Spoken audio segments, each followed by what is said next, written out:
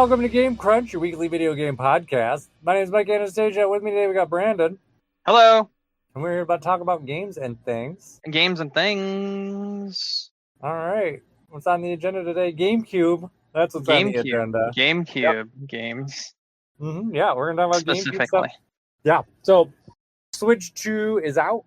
Yep. And we are on our summer break. So, we're talking about GameCube stuff. So, that's what this is. So, with the Switch 2 GameCube Virtual Console, it just seemed like a good time to kind of revisit what's there and what's exciting and what we're looking forward to and what made the GameCube great, I guess. I don't know. Nothing in particular, but just GameCube. So, yes. Yeah. What were you going to say? I was going to say, I loved the GameCube. Yeah, no, it's a great system, and it's a great system for lots of reasons. So, I don't even know where to start with this because I think the stuff like the controller, fantastic. I know I've talked about how good the Switch 2 GameCube controller is a few times. So I do think that's excellent. But there's a couple reasons why the GameCube controller is so great. The button layout's fantastic. Like there's no guessing on the buttons. Like every button's a different size and a different shape, and you can just kind of know what things your fingers are resting on without necessarily having to look down all the time. Which, granted, I don't necessarily have to do on like a normal controller all the time, but sometimes if you're moving your finger around a lot, you're like, am I on B or am I on Y? Just kind of depending on where your finger's placed. I don't particularly have that problem, but I know what you're talking about. It can happen, I think, depending on... It's not very common with the game, but stuff that may not necessarily have you with like maybe like a traditional kind of like controller usage.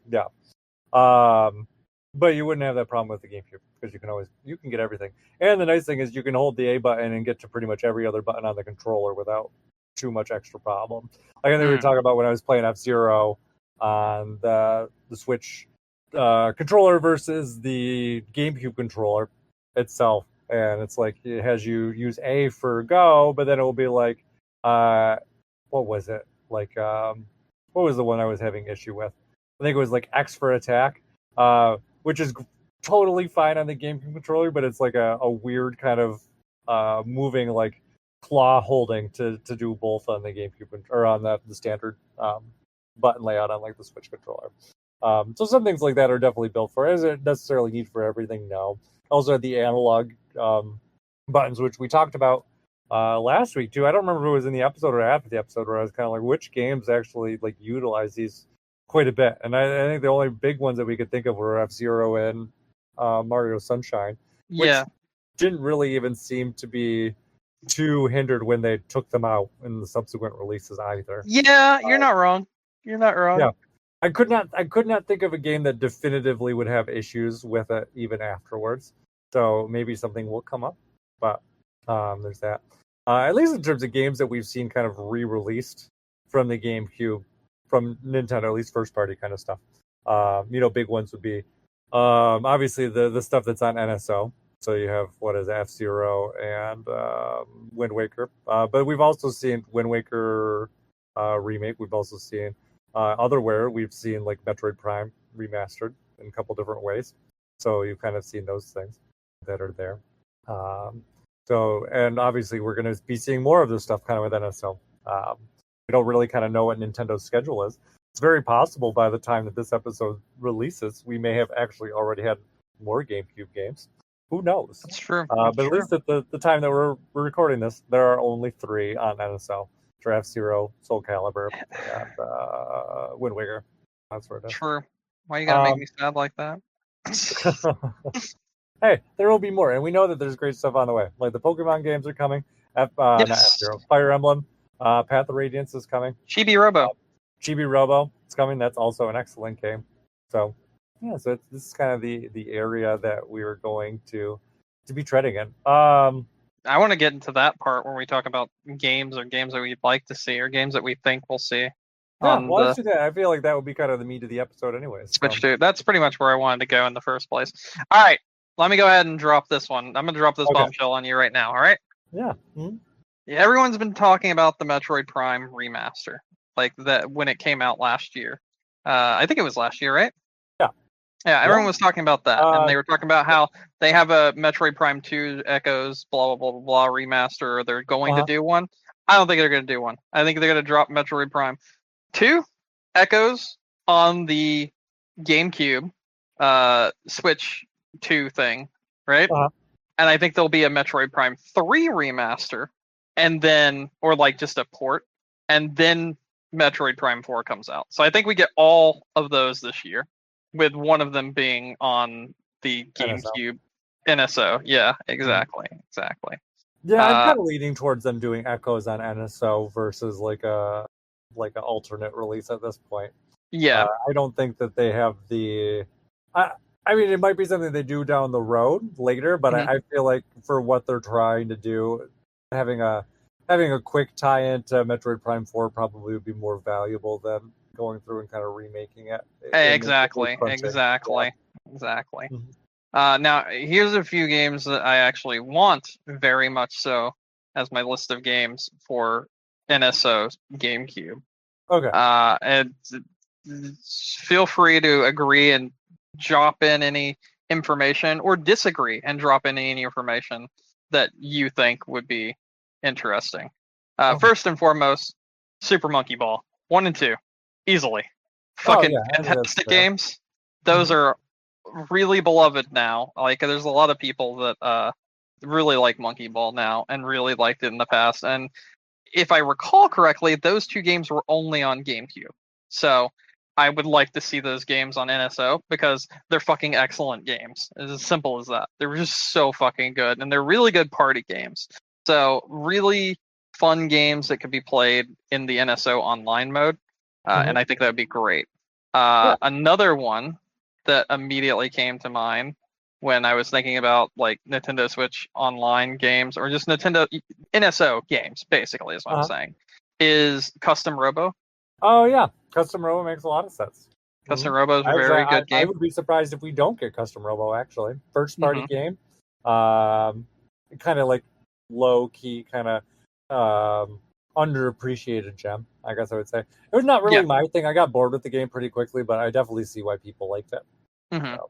And then for a third party game that I actually could see happening, Beautiful Joe. Yeah, I actually was thinking about that the other day. Yeah, Capcom's kind of big on giving people what they want right now. I could definitely see Beautiful Joe being a thing that happens. Yeah, and I think too. I think we talked about this.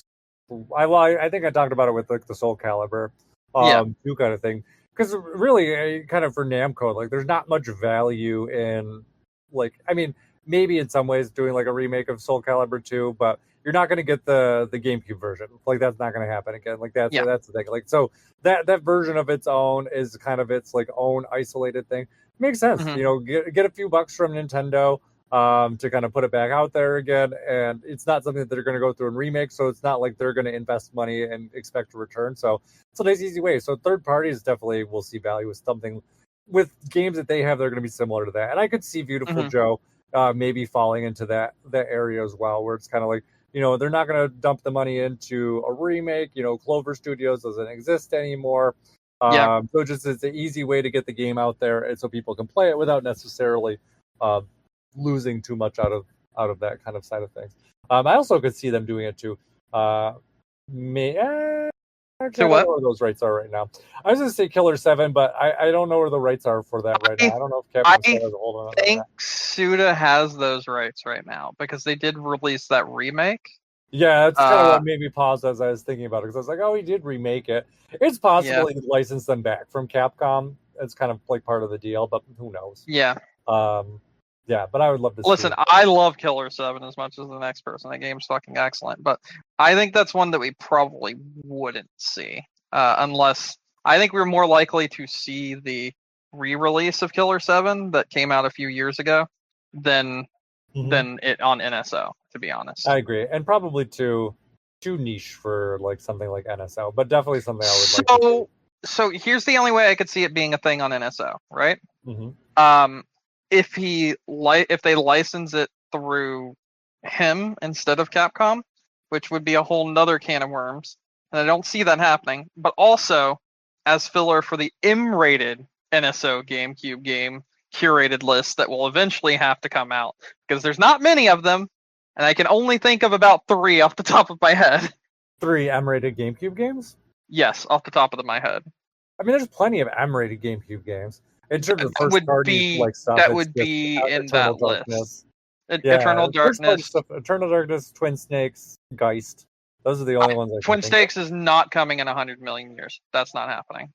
Geist I is the one I think would be on the M-rated GameCube list no matter what. Geist is a very hidden gem.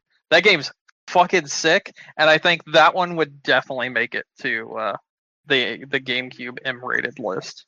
Yeah, I think I was thinking about it more since we talked about it, and I really don't think that. I do not think Nintendo will let them re-release Twin Snakes on something else unless they score some sort of deal. I don't think so either. So I think their options will either be release it on NSO or don't release it at all. I think that's kind of where it will be. I think Nintendo will kind of like what they do with GoldenEye. They'll be like, "You want it? We want it, but you got to give it to us, and you got to give us basically like on par with what we had before." Yeah, So. I think Eternal Darkness maybe. I think the Resident Evil GameCube versions would probably be a big yes because of Capcom in general. Nope, that's the hard no. They're You both don't think so? available on the Switch. Yeah, I have Resident Evil 1 and 4 for my Switch currently. They're not going to re-release those. Well, I get that, but there's like Code Veronica has never been released. That's something you could easily throw up on NSO and. Oh, I see what you're saying. Kind of like the old ones. Yeah. Supposedly they're doing a remake of Code Veronica. So I don't know. The way Capcom's been remaking and re-releasing things. Yeah. I'd be surprised. Although it'd be a fun kind of workaround. Be like, hey, guess what? You guys are getting a Dreamcast game in the form of a GameCube game. Yeah. So I mean, I guess they could go that route. That's not unreasonable. But I would say kind of the ones that were actually like built as GameCube games. No. Yeah, no. I don't see that. I do see I was saying, Code Veronica, Geist, maybe Killer 7. Time Splitters, Future Perfect. That's an M-rated game. That game's fucking sick too. Or even Time Splitters 2 that's T-rated. That would be. Time Splitters 2 is one of the best first-person shooter games ever. Fight me. Is Turok Evolutions? I think that's what it is. Yeah, Turok Evolutions. That's a GameCube M-rated game. That's a possibility. I'm trying to think of other ones because, like I said, it's really hard to think of ones that I could see actually being on the service, and I really can't think of any. That's the tricky thing because it really is going to depend on, like I said, is this something that is or can be re-released?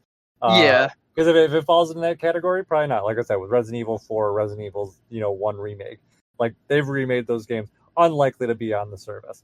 Yeah. I feel like things that were exclusive to the GameCube, probably more likely to be on the service. So, like you said, like Super Monkey Ball, like those seem like good choices. Let's move away from the M-rated thing because that's just there's just too much there. Like I can't really think of that. But let's move back to what I was talking about before, like games that you're talking about games that you don't think would be on the service, right? You were just talking about that. I actually have a few games that I don't think would be on the service. I said surface. And it's mostly due to licensing issues. So you want to hear my thoughts? Sonic Adventure. No, I was gonna say Star Wars Rogue Squadron 1 and 2. I mean 2 and 3. I was thinking that as well as the Tony Hawk games, like Underground and Pro Skater 3 and 4. Oh yeah, but those have all been re-released too. So 3 and 4, as well as 1 and 2, technically aren't re-releases, right? So remakes, but the value for having a like an older version, I don't think is as valuable. I agree and disagree. There is something still there because they kind of condensed those games into one game for those titles, and as such, I think having the originals is also still valid. But yeah, there's a few others that I don't foresee happening as well, and you already talked about some of them. Resident Evil 1 and 4, I don't think would happen. Pikmin 2 and 1, I don't think would happen either. Yeah, same thing with Metroid Prime. Although I could see them doing Metroid Prime and Pikmin. I think that they don't want to re-release the. I know you say that, but then it's like then they did like Link's Awakening remake, and then they had the original one. There definitely Nintendo is definitely giving examples where they're like they'll do it. You think they'll do Twilight Princess on the GameCube NSO? I could definitely see it. Yeah. Okay. Well, this one, you know what? Nothing's off the table, I guess, when you think of it that way. Because I was thinking like we probably wouldn't get Thousand Year Door or Double Dash. I definitely think we'll get Double Dash, 100%. Do you think they want to cannibalize Mario Kart World?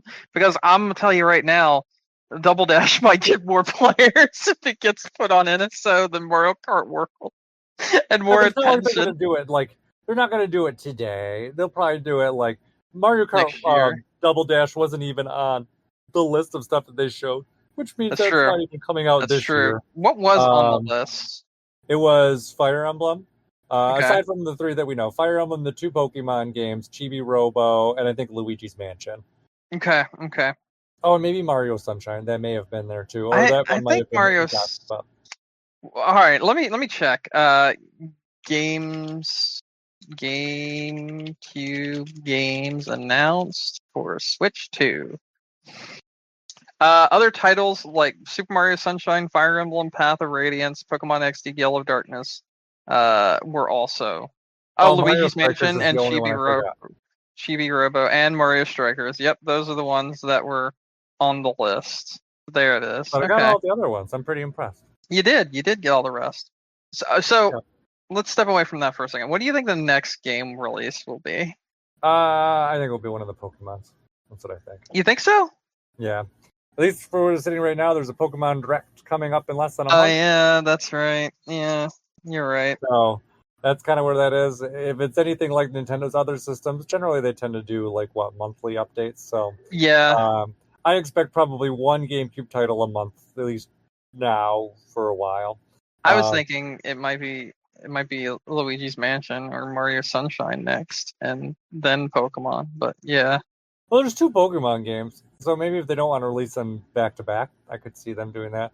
But I think otherwise, I think Luigi's Mansion or Mario Sunshine, if it's not one of the Pokemon games. I agree with you. Yeah, exactly like I just said. Luigi's Mansion or Mario Sunshine will be the next one released. Probably Mario Sunshine, let's be honest. Yeah. Oh, yeah. And that one would be really excited for because of the GameCube controller for the Switch. Like I was saying, that's a great one to use the analog buttons on. So there is that. Actually, what was that? I just was going to say that reminded me of. Another actual kind of thing that I do, kind of games that I do. It's speaking in the same kind of line. Stuff that I could see them putting out on the NSO. I think we'll probably end up eventually with all 3 Mario Party games that came out on the GameCube as well, 4, 5, and 6. I think those are all there, especially since the Switch does also support a microphone, which... you're right. I just thought about that, too. I was like, there's a microphone. There's a microphone. Yep. So there's that. And another set of titles that we will not get because of licensing issues, but I think it's fair to mention, the Donkey Kongas. I think it's pretty reasonable that we will not get that. Oh, yeah. So there's one game that isn't on this list and that I really want, and it's Mario Golf Toadstool Tour. That is one of the best golf games outside of the Hot Shots Golf series, and I really want us to get that. I would be shocked if we do not get all the Mario sports games. I bet we'll get, because I think all the other systems have them. So, and they're already doing Strikers, so why not do the other ones? They got to do baseball, Superstar Baseball, as well as Toadstool Tour. I cannot speak. Damn, I'm so fucked. Yeah, we'll probably get that one. I do have a. I don't know. I have a wild card prediction. Speaking of kind of ones, I'm not totally sure that we will get this one, but I feel like if we were going to get it, this might be one of the better places to do it. I could totally see Sega letting them do Skies of Arcadia Legends. I was saying I don't think that would happen, but I mean, maybe. It's one of those games. It's in a weird spot it is very ripe for remaking. I feel like there's definitely like a good demand for it, and you have the right team for it. It'd be great. But I also think it's one of those games where I imagine every time they look at that, they'd be like, "Nah, this is way too much work. It's going to be way too much money." And it's been like more than 20 years since the last time anyone's really seen it. Like, you know, But throwing it on an but NSO would be a better choice. I mean, kind of like how they did Persona 3 with Persona 3 Portable, and then they were like, you know what, we made a remake of it. exactly. There are some games where, kind of, I feel like with something like Skies of Arcadia Legends, like that game was kind of janky. Like I like it a lot, but it's not like even when I played it 20 years ago, it was janky. Like it's going to be like even 10 times more jankier now. So it kind of falls to one of those ones. It's like, yeah, even if you put it out, if you did remake it and did like a reasonable remake, like your remake's going to blow the NSO version out of the water. Like you're not going to be cannibalizing your sales with something like that. Does that make sense? I guess kind of what I'm getting at with it. Somewhat. Yeah, like I think Skies of Arcadia is just so dated that I don't think it could cannibalize sales from a remake versus something like Thousand Year Door, which ran really well and played really well back on the GameCube, and you're not getting as much of a return on an investment with like the remake. It's because the remake's just like it's really good, it's really solid, but doesn't deviate too much from the original, I guess is what I'm saying. Or something like Skies of Arcadia will deviate quite a bit from the original because it's just going to be, it needs to be so much more tuned than the original does. At least that's what I think. Okay. Kind of like with like same thing. I feel the same way with Wind Waker and Wind Waker HD. Like I said previously, like I could not bring myself to playing Wind Waker because I'm like, there's just the HD version, which is so much better with all the quality of life stuff that they fixed. So like, I would like if tomorrow they're like, hey, Wind Waker HD's coming out, I'd be like, yep, sold. Like just give it to me. Like I will buy that. But like I said, I just don't have as much incentive to go into Wind Waker on the GameCube. Not that it's bad, but just because like stuff like not having the fast sale, having to do the really convoluted Triforce quest, like those are like huge deal breakers for me that just really do not incentivize me to go back and want to play it again. So yeah, that's just kind of like there's definitely a few GameCube games I feel like that fall into that category where it's like it's the original was just and that but flip side I guess because you're asking about Twilight Princess, I feel like Twilight Princess on the NSO would actually more cannibalize if they did decide to do a remake than the other one. Because I don't think they had as much stuff to fix with Twilight Princess on the HD. They kind of they added new stuff. Like there's stuff that's not available. Like what was it that the amiibo functionality and that like extra area where you could go through. That was kind of like a endurance kind of challenge area. So like those kind of things. But I don't know. Sure. All right, let me ask another one, right? Yeah. Animal Crossing. So in my heart, I think yes. I think that it is actually, I think it would be a smart one for them to do. I don't know if they'll do it or not. Because I think that Animal Crossing think about it. Animal Crossing for the GameCube was an N64 game, so it's like took up zero space. So it wouldn't even be like a huge space increase to NSO to add it in there. So you have that. Missing a lot of features that the newer game has. It's like very simplistic. It does have like the NES games you can get though. Yes, it does have the NES games. But if you're playing NSO, like you have all those NES games anyway, so it's not like you don't have access to them. And plus, I don't know if you could get any of them on their own. They were in the game, but there was kind of like no easy way to get a lot of them. I think some of them you could kind of cheat by using because the letters, if you remember, they had like certain codes you could do if you were like really bored and just like free type out a code and like just send out gibberish, and then the villagers would be like, "What's this gibberish? Here's an NES game." Like, so you could do stuff like that, which I thought was really cool. And they had the holidays and stuff. But there's other questions too, like how would they handle the calendar? Apparently, so you could get from the Nook Lottery, Balloon Fight, Choo Choo Land, Donkey Kong Jr. Math, Excite Bike, Golf, Pinball, and Tennis. You can And then get there that. was ones that were hidden, like Mario Brothers and Zelda. Those ones I know you could not get from normal play. But were in the Correct. game. Those Yes. were unobtainable without external Like an assistance. action replay or something. Yeah. So Um, you could get them from like e-readers and also as loyalty gifts somehow. I don't remember how it worked, but yeah. Oh yeah. The other issue that they would probably potentially have to address is Animal Crossing only supported up to like apparently the year 2030. So running out of time to actually use the game if they don't do something with the calendar. So I don't know, but I do think that would not be a bad one to do. Another one that I think they should do, like definitively should do, but I know they absolutely 100% will not, is Smash Brothers Melee. I do not think they will do this, and I think that they should. And the reason that they don't want to do it is because they've been running around for years telling people to piss off with playing Melee, piss off with playing online, piss off with tournaments.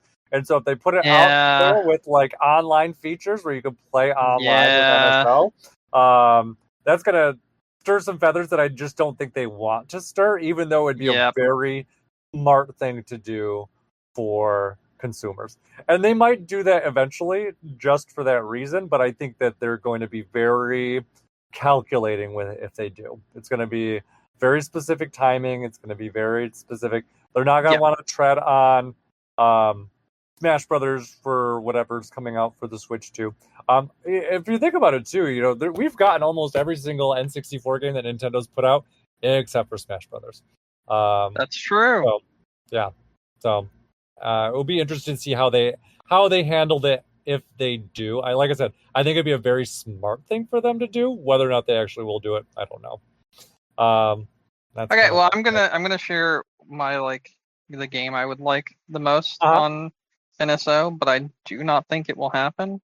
But if it does, I will be very, very happy, and I will continue to give Nintendo money for NSO for a very, very long time. Yeah. Phantasy Star Online. Ooh. That is one of my favorite games. That's a better example than Skies of Arcadia. Yeah, that is one of my favorite games of all time. It's really, really good. It's very playable in single player as well as multiplayer. Oh yeah. If they allowed you to do like online servers and do like actual like the online events and all that shit and like had it redoable and replayable in the NSO version, it is a done deal. But I don't give a fuck how old it is. I will always go back and play Phantasy Star Online if I have the option to.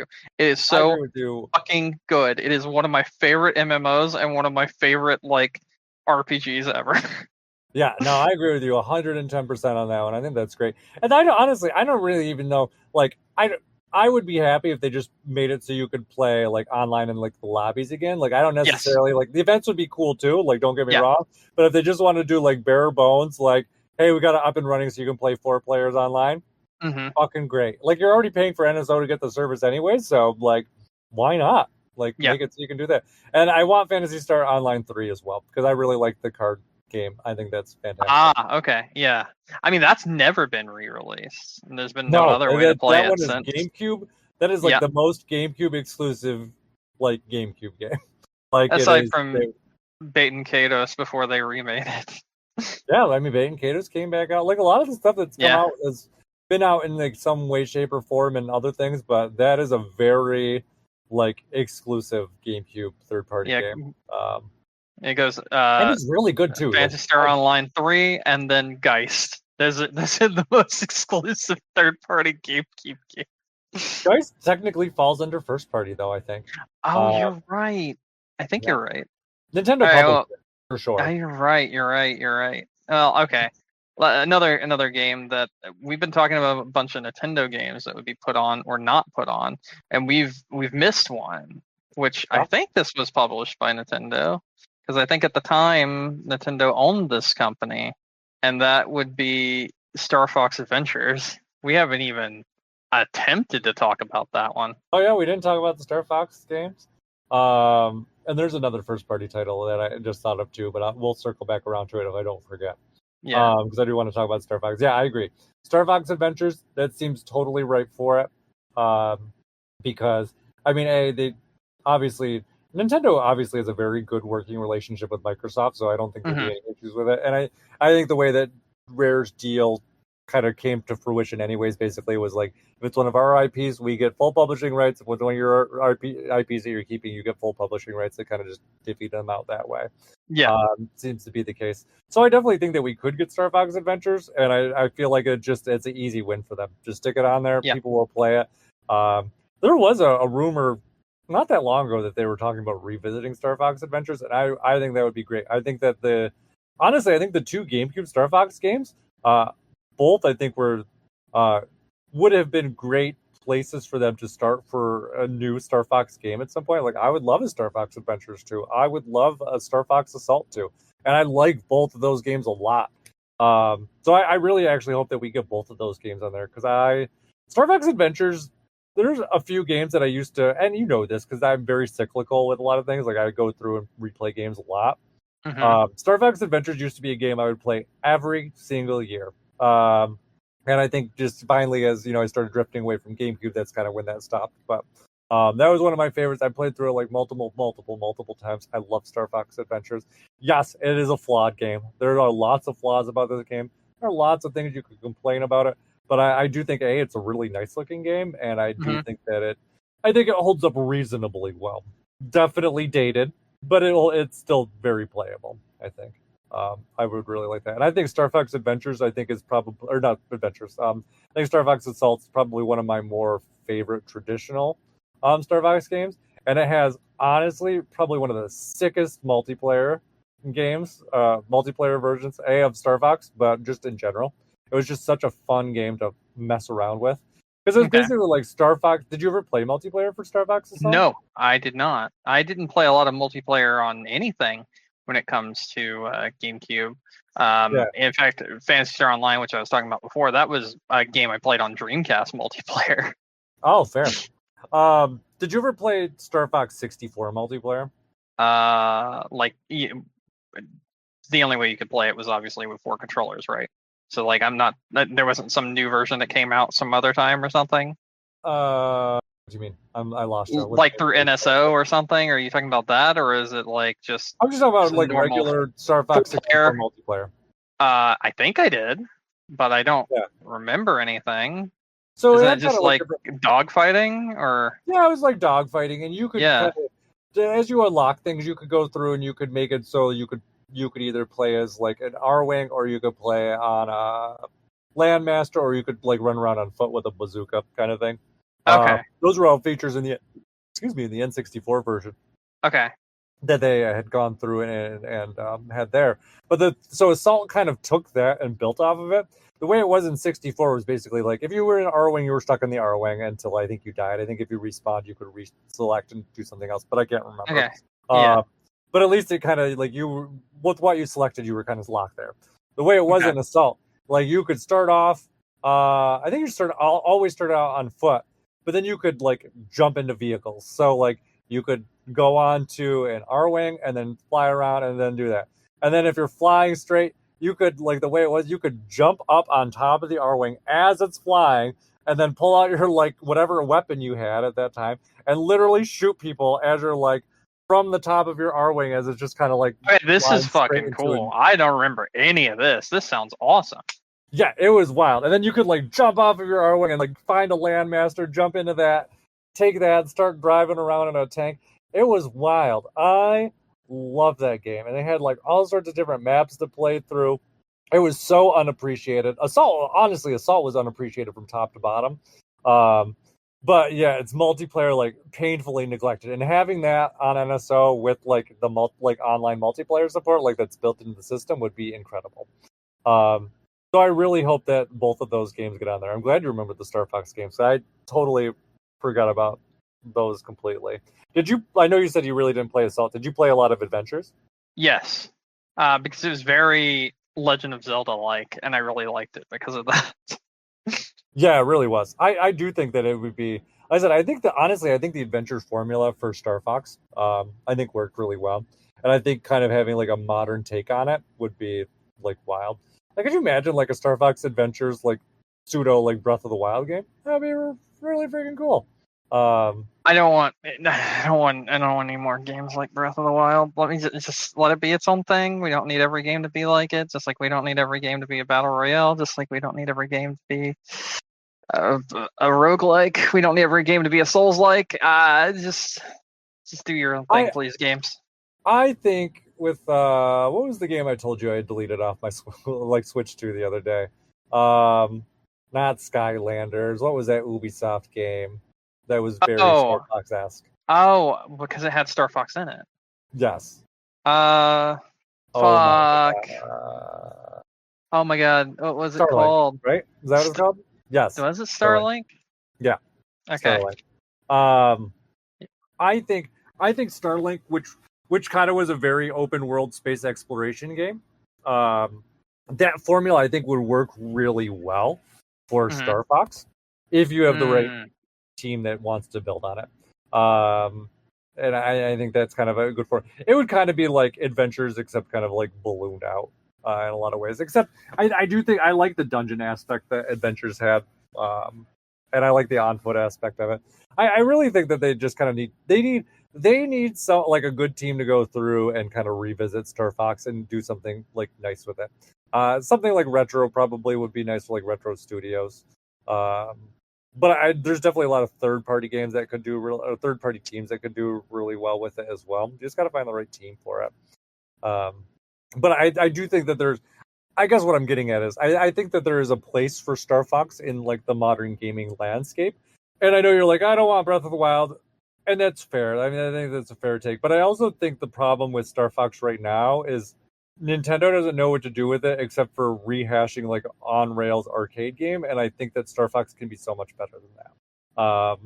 So using some of the frameworks that I think for genre changes or genre expansions that Star Fox has had over the generations, I think gives them a good framework to look at. All right, hear me out. This is my hear me out, right? Mm-hmm. We make a game like Star Fox Adventure again, right? Uh-huh.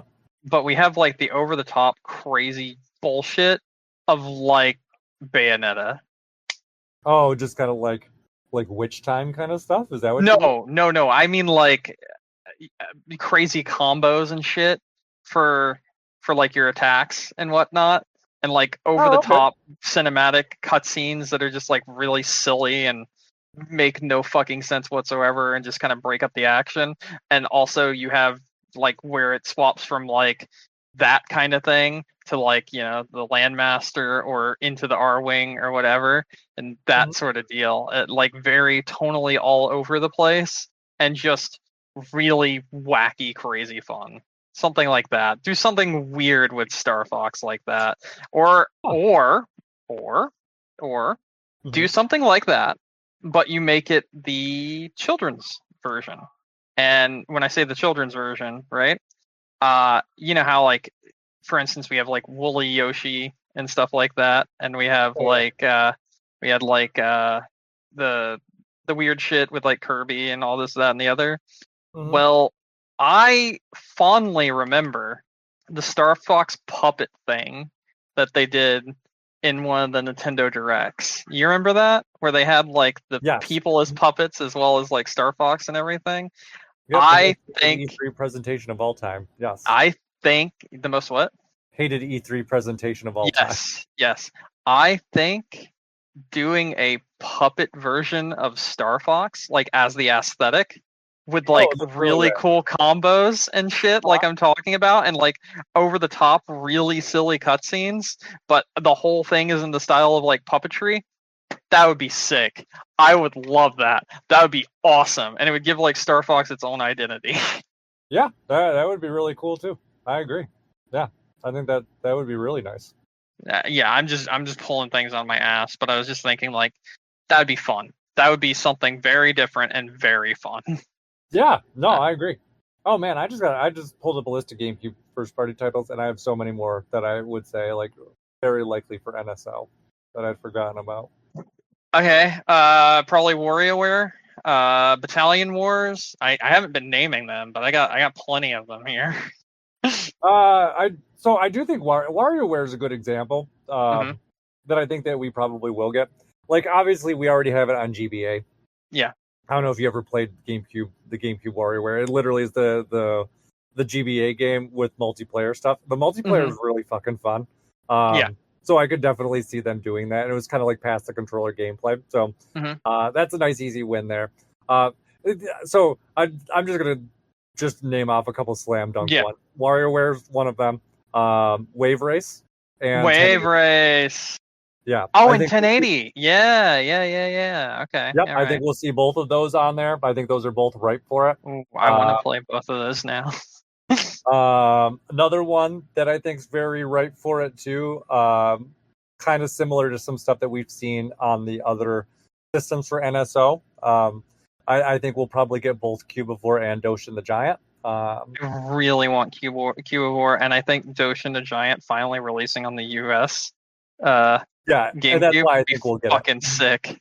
Yeah, because it came out basically everywhere else except for here. Obviously, they already have it localized with the UK version. Cubivore was something I actually wanted to ask you about earlier. I wanted to be like, do you think we could get Cubivore? Because I've noticed a lot of the games that are being put on NSO that are already being announced are like really expensive titles, and it almost feels like they're trying to drive down their value.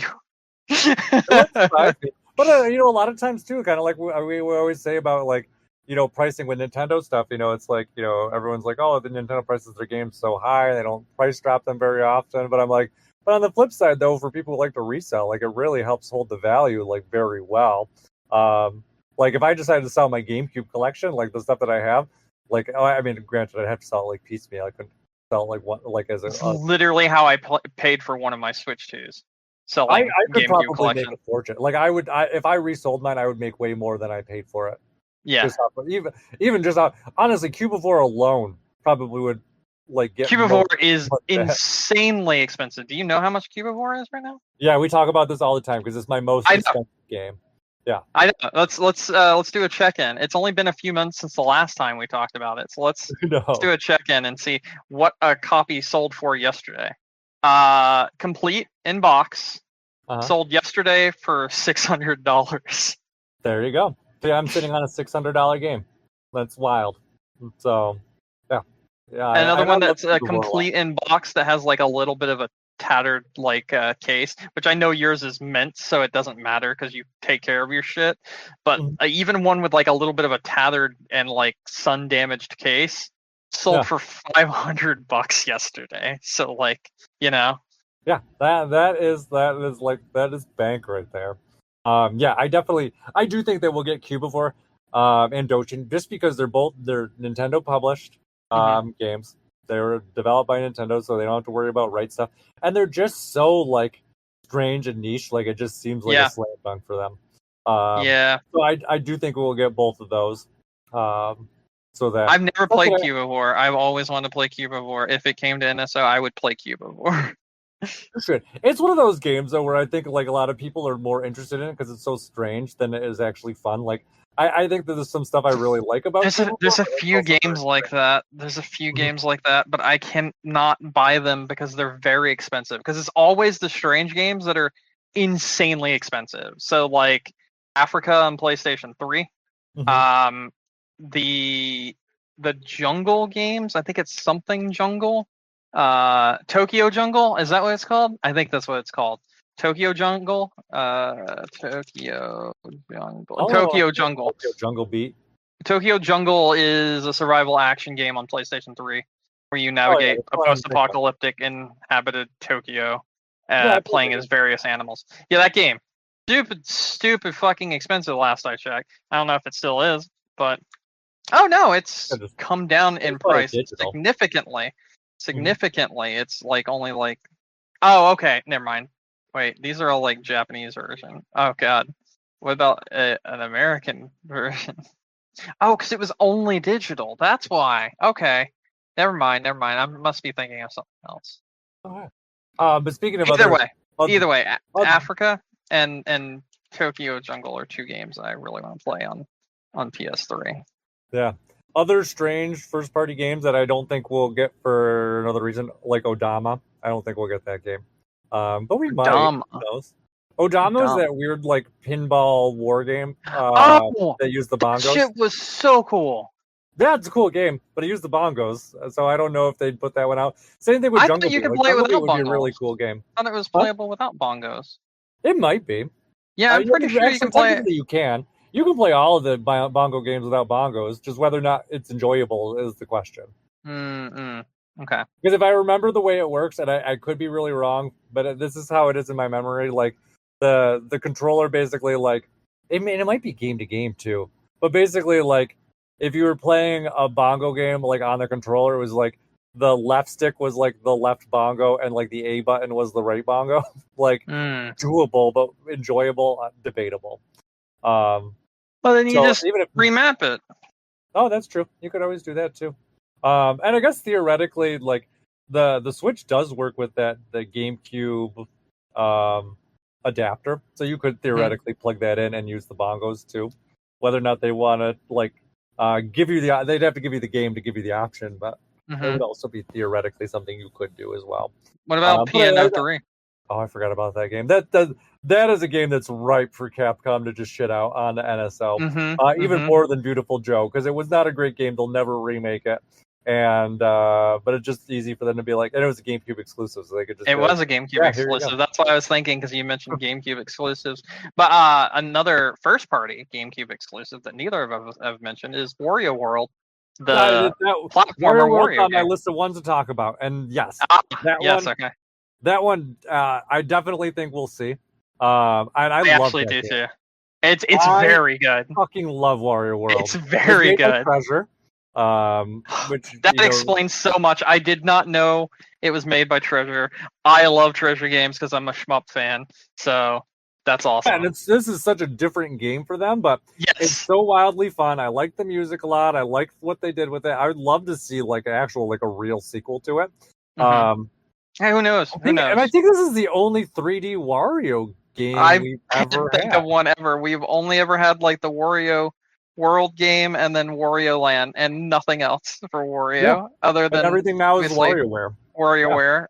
We need an actual Wario game. We need a Wario-esque Wario game. Is this the last Wario game that we've gotten? Yeah, I think so. Because I think it came out after Land, so I think so. Yeah. I agree with you. I very strongly hope that we get that game. Same. I would actually. That's probably up there, like right next to Phantasy Star with most wanted games for the service. I'd say while we're talking through this, maybe like think of like a top 5 like games, like top 5 games that you want on the service, and we'll kind of. Oh, okay. Gotcha. Talk about that closer to the end because I think just give us one last thing to talk about before we wrap up. Yeah. I think that one's there. Another first party game that I do think that they will try and make work. I was thinking out loud because I was like already getting my list together. And I was like, I saw a game and I was like, bro, this game is my childhood and no one's going to know what it is. So I get to talk about an old GameCube game that no one fucking remembers or will remember. Hey, that's fair. But no, I think one that I think that they will find a way to make work in some way, shape, or form.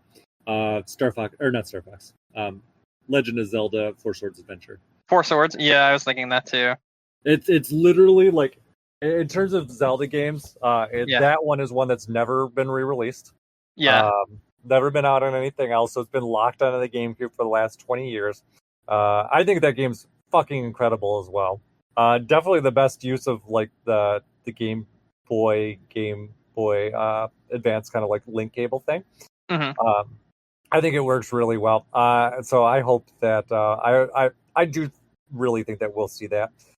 Maybe they'll do it so it'll be like game share, like what they're doing with the Switch 2, like Switch stuff. I don't know, but I really hope that we get it because I think that's a really unique game, and I think that I actually think that we're missing something by not having that one. So that one's another one. And then the last couple of things that I just wanted to mention, you kind of mentioned one of them already. Battalion Wars. I actually really like that game, so I do hope that we get it. That's kind of like the real time strategy Advance Wars. Yeah. So I thought it was really unique. Actually, like Battalion Wars for the GameCube, I thought was good. But I loved Battalion Wars 2 on the Wii. They made it so much better on the Wii one. I think if I remember, Battalion Wars on the GameCube was just land units, whereas with the Wii they added like planes and things like that, which make a big difference. So that's that one. There was one more I think I was just gonna mention, and I don't.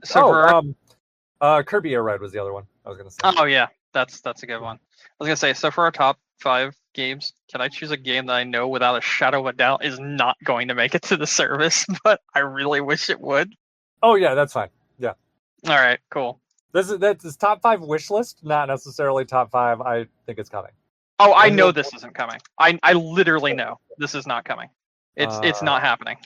All right. Well, before we talk about our top 5 like requests, did you have anything else GameCube stuff to talk about? No. I'm really excited for GameCube games. I know. So, actually, this episode has got me like way more excited for GameCube stuff than I even thought that I was. Okay. Let me see. Where's my? There it is. What do I want on my list? Yes. I've got my 5 already. Damn, it was really easy too. Although one is literally a throwaway because I just know it's not going to happen. So it's still there though. It's still there. Oh, I do want that. Just give me 1 second. I just do one more game. No, you're good. Ooh, what do I want my last one to be? Okay, I will do that one. Okay, I think my list is good. All right. Did you put yours in order, or did you just be like, these are 5 games? I put mine in order. Okay. Let me rearrange mine so mine are in order too. Okay. Yes, okay. I'm okay with this order. All right. Even though I think my 3 and 4 are interchangeable. Okay. Are we going to start at the top, or are we going to start at the bottom? Let's start at the bottom. Okay. So, my number 5, and all these games we talked about in this episode to some degree, I don't think I have any surprises on here. So my number 5 is actually one I have not played. Yes. Which I know you're probably like dumb, but I there's a reason for it, and it's just because we just talked about it. I put Doshin the Giant on there. Okay. Yeah. It is one that I absolutely want on the service. I've never played it, and I've always been really fascinated about it. So yeah, it's definitely one that I really want to kind of see more about it, and I'm just jealous that everyone else has gotten to play it and we have not. You know, it'd be wild if they did. So you remember Doshin the Giant was a GameCube game, right, and all that stuff. But originally it was a 64DD game. What if they released 64DD on NSO? They could. That shit would be nuts. Anyway, moving on from that. Okay, yours is Doshin the Giant. Continue with what you were saying. No, that's really all I was saying. I'm like, it's a game that I've always really wanted to play and never gotten to play, and I've always just kind of been jealous of it. Ever since the Super Smash Brothers Melee trophy for the game. Yeah. So, yeah. It's so interesting too. It reminds me of Black and White. Yeah, I've seen a lot of videos on it, and like it just looks like it'd be a lot of fun. And I do think it's one that that's like it's really fascinating because we've never gotten to play it, so there's a lot of excitement there. Whether or not it would stay on this list had I played it, I don't know. I probably would replace it with something else in that case. But yeah, at least in terms of where it is right now. It's the mysticism of not having ever been able to play it that makes you be like, man, I want to play that. Exactly, and I do think that, kind of on that note, if we were going to swap it out for something that I have played, I probably would actually swap it for the opposite one, which would be Cubivore. And go that route instead. So, also for the same reasons, it's just very unique. It's like a very unique... I feel both of those as well. But that's not my pick. Those aren't my picks. What's your pick? My number 5 is Billy Hatcher and the Giant Egg. Oh yeah, good choice. Yeah. So I thought that'd be pretty fucking cool. So I was like, yep, that's my number 5. To put it simply, I remember playing the demo disc for this and having a blast back when I was a kid. I never played the full game. I've always wanted to play it. It is a GameCube exclusive, and I want it. So there you go. This would be a way I could actually play it. It's as simple as that. Yeah. My next one, Star Fox Adventures. Okay. Actually, I don't think I have any more to say about it. We talked so much about it already. But it is one of my favorite GameCube games. I do love it a lot. I debated on Assault, but I'm like, you know what? I really do like Adventures a lot. Like I said, it's a game I came back to like yearly. So, I see. yeah. So, I don't know. I'm not gonna say anything more because we talked about it some more. So, the other stuff I don't think we've talked about as much. Okay. So my number 4 is a game that is multi-platform, but the GameCube version's the best. And I also know it'll never happen in a million years, but I'm still going to say it. Simpson Hit and Run. Oh, yeah. I would love to play this game without spending hundreds of dollars on it, because this is like $100 and something game. I know because I sold my copy recently. So there's that. But I would love to be able to just play this game whenever on NSO. It'd be an absolute blast. Yeah, that would be nice. Sit down and play this. It's great. It's something that people always want to remake to, or people always want an easy way to be able to play the game. And I mean, I emulate it on my Steam Deck, and that's totally fine. But like, you know, having it on NSO would be pretty fucking sick. Just saying. Yeah, absolutely. All right, my next one.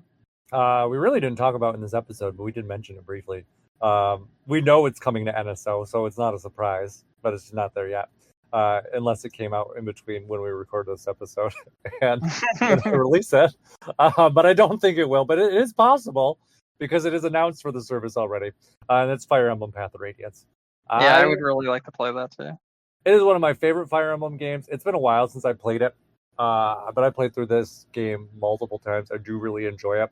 I like it more than the Wii one. I just think that the story here is just it's the classic like Fire Emblem story, even more so than some of the other ones.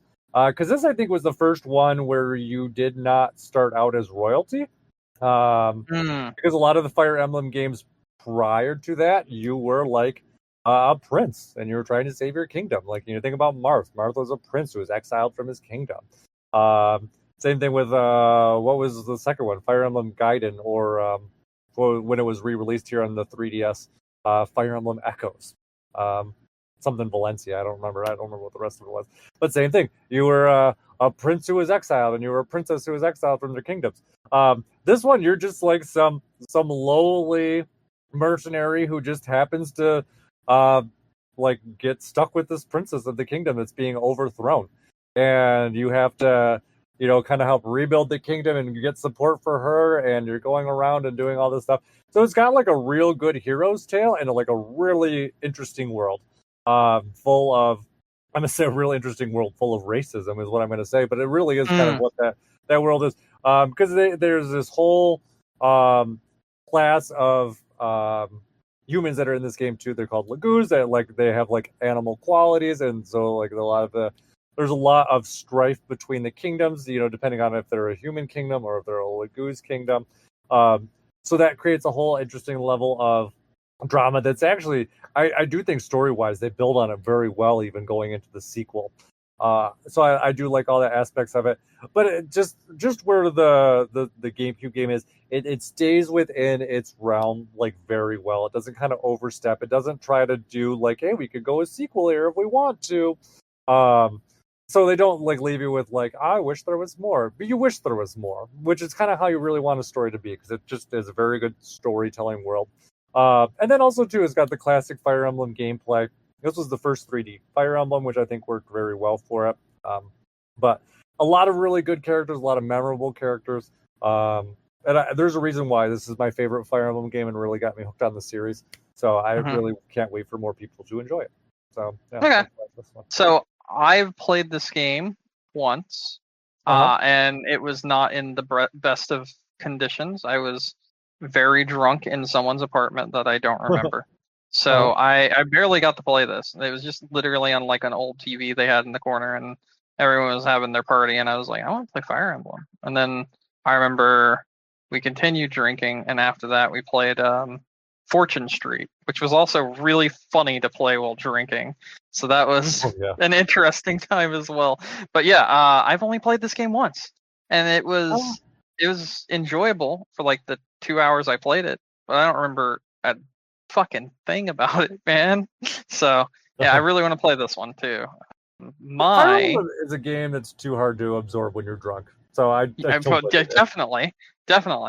I'm on number 3 now, right? Yes.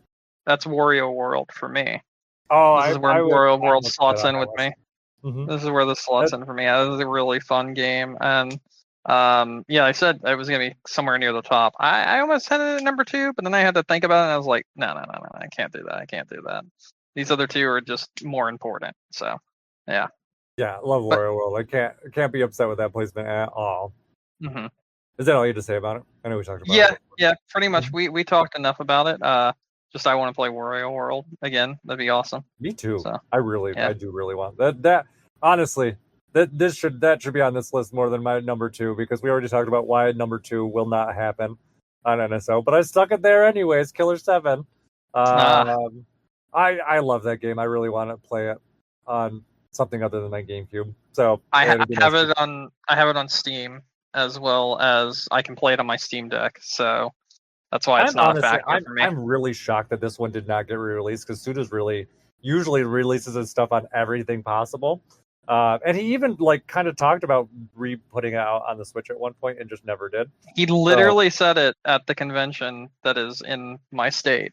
Yeah, when Nick went there. Yeah. And then he didn't re-release it on Switch. He just released it on everything else. I'm like, what the fuck? Yep. There had to be some kind of internal issue that caused that problem. Yeah, I don't know. But hopefully someday we do get it, because it is one of my favorite GameCube games. Like I said, it's not that I can't play it. I have it on the GameCube. I can literally, and my GameCube's it's not even it's a matter of inconvenience. The GameCube's literally hooked up to my TV. It's just a matter of pressing the power button and finding the case for it. But I just really prefer to play things on the newer systems if I can. So, so Killer 7. That's all. Yep. Mm-hmm. All right, what's your number 2? My number 2 is Mario Golf Toadstool Tour. This is one of my favorite golf games, like I said, aside from the Hot Shots Golf series, and I fucking love this game. So I would spend so much time on it, and it'd be really fun. And this is the one I really want to happen, more so than anything else, to be honest. Okay, all right, that's good. Are we both fucking nerds and put the same thing in number 1? Maybe. What is yours? I don't know. If you said it like that, it makes me think you did not. Okay. I put Eternal Darkness. What did you put? No, I didn't. I put Phantasy Star Online. I want my Phantasy Star Online. It's simple as that. I'm gonna be 100% honest right now. My experience that I had with a lot of the people that we have dealt with has really turned me away from Eternal Darkness. Not as a whole. I think it's a fantastic game still, but I just don't want to talk about it anymore because of what we kind of dealt with, to be completely honest. And yeah. I mean, I love that game, but they have the saying of never meet your heroes, and I don't think there was a better experience for me than with Eternal Darkness. Also fair. Mm-hmm. I think for me though, I think Eternal Darkness is a game. I do think that we'll get it at some point. Yeah, I think it will. I think it's coming too. It's one of those games. It's a really interesting spot for Nintendo, because it has.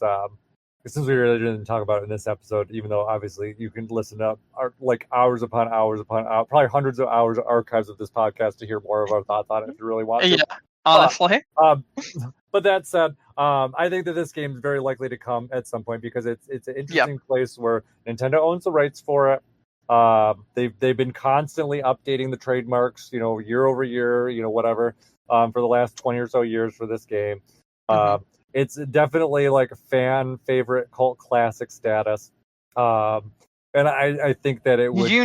It is okay. So I was looking through the multitude of games that are on the GameCube on Metacritic to try to figure out what I'm most interested in playing on GameCube. It is the number 10 highest rated game ever released on GameCube. No. It is only beaten out by Wind Waker and Twilight Princess and Resident Evil 4 and Metroid Prime and the Zelda the Zelda like promotional disc, Beautiful Joe and Soul Calibur 2, and then 2 NFL games. I know, I pulled up the list while you're looking at it. I'm like, you totally danced over the 2 NFL games, which is actually surprising. But a lot of people really did like the NFL. There's something you have to remember, right? Mm-hmm. NFL games before they became like pretty much owned entirely by EA, actually put effort into their games. And like a lot of sports games back in the day put a lot of effort into their sports games, and they were legitimately very good. Especially Sega with 2K. Sega really trying to was break into that audience. Fantastic. And then like older Madden games, because they were being forced to compete with Sega at the time, they had to like find a way to one up them. So like those games were also really fucking good if you were into that sort of thing. So yeah, I mean, same with like the basketball games as well. I think sports games during like the GameCube, PS2 era were like some of the best that we've ever had, and probably ever will have, because like now it's just become pretty much just a loot box simulator when it comes to sports games now. Oh, yeah. It's way more microtransaction heavy and not focused on the actual gameplay and making it fun and appealing to people who aren't sports fans. And it just kind of sucks. But yeah, surprisingly, Eternal Darkness is rated higher than both Mario Sunshine and Smash Bros. Melee. Yeah, I'm scrolling down the Metacritic stuff, and I'm actually like, I'm surprised how much like kind of junk is here between a lot of good stuff. At least stuff that we would consider junk now. Like it's not that those games were bad when they came out. Like, you know, obviously something like Madden 2024 or whatever. NCAA football, that sort of thing. Yeah. We would consider that junk, but you know, you got to think about it for the people that actually enjoyed those kind of games. Those are probably like games they have really fond memories of, and it's like, you know, I can't relate. And really, what I was trying to say though is like, you know, those kind of games, like they score well, you know, when they come out, but they don't hold up at all over the years. I mean, to some degree. Like, you know, you can still play them, you know, but it's so much changes in between, you know, seasons and obviously in iterations that there's just so much less incentive to go back to the older ones.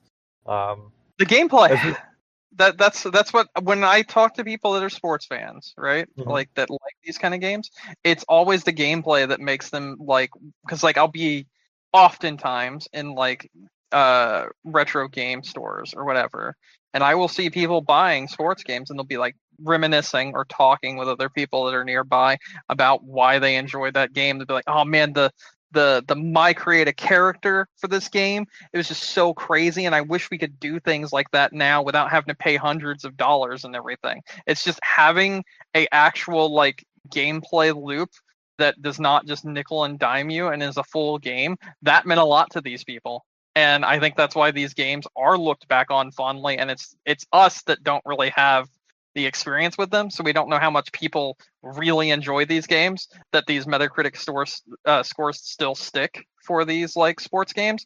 But I kind of understand it, because I like spoke to one person about it one day, and I was like, yeah, that makes a lot of sense, because if I had a complete game that gave me a lot of content and didn't nickel and dime me, and it was like of my favorite sport, I don't care how bad the graphics are. If the gameplay is good, I would still look back fondly on that, and I would still want that to be like considered like one of the best in the entire franchise. So I think that's where like why these games score so highly, because people still think they're really good because of that. They're not being nickeled and dimed, unlike with modern day Madden and NFL like games or NBA 2K games. I think that's the reason why they score so highly. But like, I mean, looking at these in general, you know, like I really like the Beautiful Joe. Beautiful Joe's really good. Is Beautiful Joe number 8 in the entire GameCube release good? I don't know. I really don't. You know, there's that sort of thing. Or Prince of Persia. I thought you were going to point out the Prince of Persia and the Sands of Time game that's sitting here at fucking comfortably at number 15, which is wild to me, because I remember that game and I remember it being good, but I don't remember it being the 15th best game released on the entire system good, you know? People So, lost their shit about Prince of Persia when it came out. I do yeah. remember that.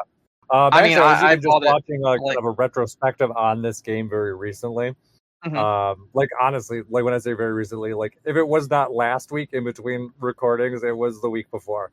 Um, How long it, was it? it really did make me kind of nostalgic for this game, even though like these days I don't think back on it too fondly. Hmm. But So I like it is remember kind the of first one being really good, but I don't remember the others other than being like very angsty, like very the first one I think was the best of the three. yes, yeah, The very handedly. It had issues, and I would be kind of curious to see how well Ubisoft handles them if the remake ever comes out. yeah, That they've supposedly been working on. But Warrior Within, that one was so angsty, and while yep, it retained a lot of the elements of the first game, it deviated, I think, way too much yeah. into being just like angry combat, It was like if as you opposed to kind of crank Jack 2 up to like 300 from the yeah. original. And Two Thrones kind of helped kind of center it, but it was. I mean, Two I think Thrones at is that in the point too top little, too late. 100. Yeah, it was a good game. It was better than Warrior Within, like easily. But it definitely still had issues. It was not as good as the first one, but definitely not as there. But I think too many people got burned on Warrior Within that Two Thrones really didn't do well. And also that's kind of when Ubisoft started like churning stuff out again. So I think that was one problem that kind of proliferated this era of games was like just rapid sequelization of games. So and Ubisoft was and still is one of the worst offenders in that. I think you were going like really far back when it comes to like Ubisoft like becoming modern day Ubisoft garbage. I don't think that's when Ubisoft became that. I've always wanted to actually have this conversation. I firmly feel that even though the game is incredible and possibly one of the best open world games ever made, I think Far Cry 3 is what set Ubisoft up for failure because it did so fucking well that they thought every game has to be this now, and that just ruined them as a company. I think Assassin's Creed more, honestly. If I was going to Mm, pick one. But I feel like that's a discussion. I feel like that's something we need to spend more time on discussing. But I would say Assassin's Creed, if I was going to guess. My thoughts. Because I think that's really where they started to go off. And especially with that series where they really started to go off the deep end. But yeah, definitely. We should have this discussion, but just not here. yeah, no, I agree. I agree. Mm-hmm. But I don't think it was Prince of Persia. That's all I was going to say. I don't think it was Prince of Persia. I don't think Prince of Prince of Persia's really. I think this is just where we started to see this. I mean, you think about it, Prince of Persia, you got like what 3 sequels within the span of like 5 years. Like, I think it doesn't Prince of sound like Persia is a where we lot saw now. Ubisoft flounder Huh? and not knowing how to handle an IP. Yeah, Because I don't know like, how much they spent on it. So, huh? then What also now? too, it might have to do with how much they spent on it. Who knows how much they had to buy for the rights for it because it was not their IP. Well, I mean, I But guess what I'm trying to say is like, you had the first Prince of Persia, which was like a critical darling, a fantastic game, apparently a Mhm. top 15 of all time for GameCube game, I Yeah. guess. And then like you had, like you said, The Warrior Within, and then Two Thrones, and it felt like the tonal shift from one to the next was so like very hello fellow kids, that sort of deal, and it Mhm. just like they lost the fucking plot very quickly. Yeah. Although I mean, really, like Prince of Persia did kind of spawn off into Assassin's Creed, so I might still actually be even I mean, right on Prince this of too. Persia was ruined because of Assassin's Creed. Yeah, but I think Prince of Persia evolved into Assassin's Creed. And actually, the video I saw, Yeah, I don't remember how it all came through. The retrospective I actually saw actually kind of talked about how Prince of Persia turned into Assassin's Creed, and I don't remember how it happened well enough to reiterate it now. But there definitely was a process that led to Assassin's Creed because of Prince of Persia's development, which then did spin off into like mass sequelization right yeah, that afterward. makes sense. Hmm. I hate it, but that makes sense. Anyways, we've talked quite a bit on this. Is there anything else you want to talk about before we wrap up? No, I've got nothing. I think I'm good. I've shared my games that I want. I've shared what I thought about the GameCube. You shared your feelings on it and the controller and all every other fucking which away. We've talked about how it's kind of crazy that there's like fucking 3 sports games in the top 15. Like I know. 3 EA or Sega sports games in the top 15 fucking of all time GameCube games, which is just insane. PlayStation 2 has 4 because I'm looking at their list right now. Not surprised. I wanted to see where Prince of Persia was on that list. On Xbox, like the original Xbox, it's number 12, so it's ranked higher even. But I'm on page 3 now, and I still haven't come across Prince of Persia yet. Okay, you know what? Okay, so you said there's 4 sports games on the list for... All right, okay, hold on. No. I will not count Tony Hawk as sports games. Those things were cultural phenomenons. I know there's sports games. Tony Hawk. Oh, I was looking at the top 10. I counted Madden, and NCAA football. Oh, God, 15. I was looking at the top 10. I was saying I'm okay with the top 10 PlayStation 2 games. Although I think it's insane that Tony Hawk Pro Skater 3 is number 1. It is crazy to me. I think honestly, I think Metal Gear Solid 2 or 3 should be number 1, but that's just my opinion.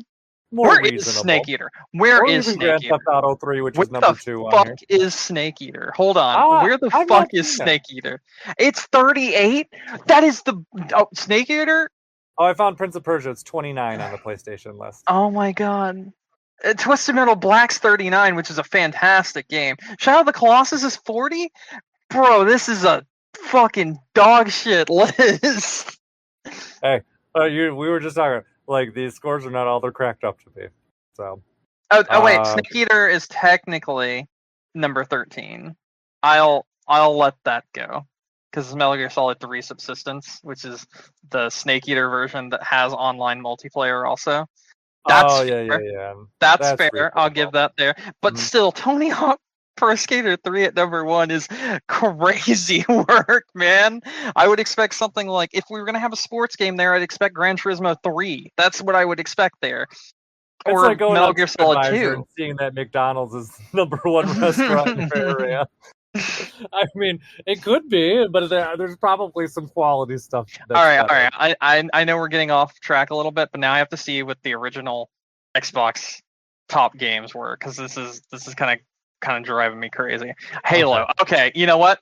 Fine. Yeah, Halo 2. All right. This list is very good so far. You don't get sports games until you get to the top 15, and then the 2 that you get there are totally fine. It's like whatever, or I guess 3 if you count Forza Motorsport. Oh wait, I guess Burnout, but I'm not counting Burnout. Burnout's just a fucking great game. The top 10 list on the Xbox list is so much better, honestly. It is really good, actually. Because you get Ninja Gaiden Black even in there, and that is really good. And KOTOR. Nice variety of games and genres. There's some good shit here, I would say. Yeah. Anyways, you ready to wrap up? Oh, hold on. Before I go, I gotta find out where my favorite Xbox game lands, because I'm pretty sure it's not gonna be anywhere in this list. What I want to see. Oh, it's 54. Holy shit, that's actually pretty good. I would expect it to be lower. I mean, higher in the list, not like a higher number. Yeah. That's good. In a worse position. In a worse position, yeah, exactly. And it beats out Morrowind, which is kind of nuts. And Skies of Arcadia. Yeah. Anyway, my favorite Xbox game is Jet Set Radio Future, in case you didn't know. But moving on. I scrolled through the list to look and see. You already you knew where we were going. Makes sense. Anyways, you ready to wrap up? Yeah, I'm good. Wow. Thank you everyone for listening to us tonight. Don't forget to find all of our episodes online. We are on iTunes, Stitcher, Google, Amazon, YouTube, wherever you get your podcasts. All of our episodes are available on game-crunch.com. And if you want to reach out to us, send us a message at gamecrunchcast@gmail.com. Brandon. Hi. Any final thoughts? No. Okay. No. All right. Well, that said, my name is Mike Anastasia. Find me online on Clash of Penguin there or on your favorite gaming console. And until next week, game on. Game on.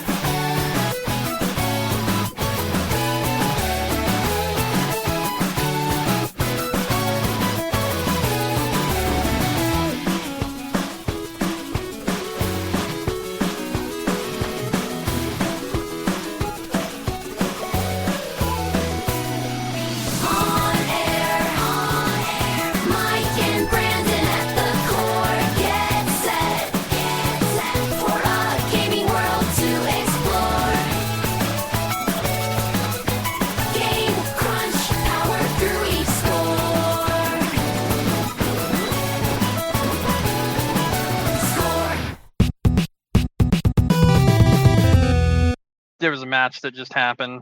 Oh wait. Oh no, that's fake. Okay, fuck you. There's a match that just happened, and the reason I know it just happened is because Hideo Kojima fucking tweeted about being at the match and how awesome it was, which is fucking hilarious because it's a death match, like light tubes, barbed wired bats, you know, that kind of crazy shit. And Kojima was like, absolute cinema, basically. Hey, who knows what he likes? Well, I mean, I know that he likes Japanese death matches, which is sick. Apparently.